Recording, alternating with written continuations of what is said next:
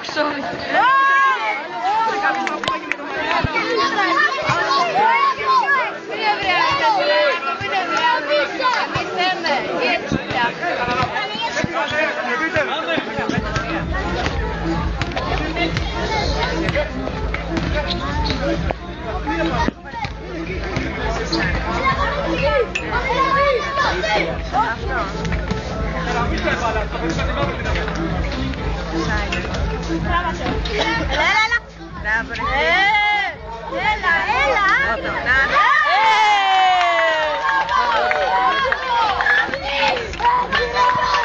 Ρε, μη κουνάτε λίγο τα κάγκελα.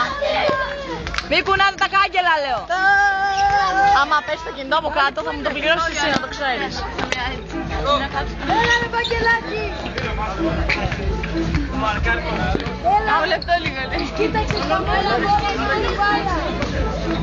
Εσύ πολύ το μάγκα δεν το παίζει αυτός. Ναι, άσε θα του φύγει μαγιά μετά. Θα μας βγήκε σκάσε. Έλα μωρή τρέλα.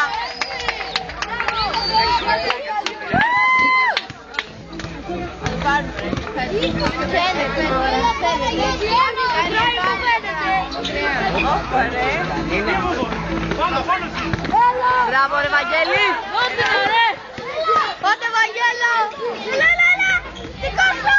Έλα Παναγιώτη. Έλα δικό σου. Του έχει φύγει φωνή του άλλου. Έλα πέστε εδώ. Έξω μωρή. Έτσι.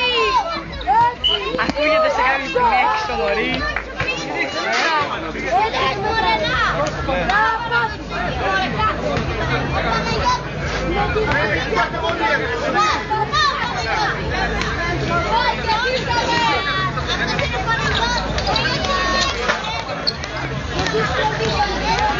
Έλα, έλα, έλα.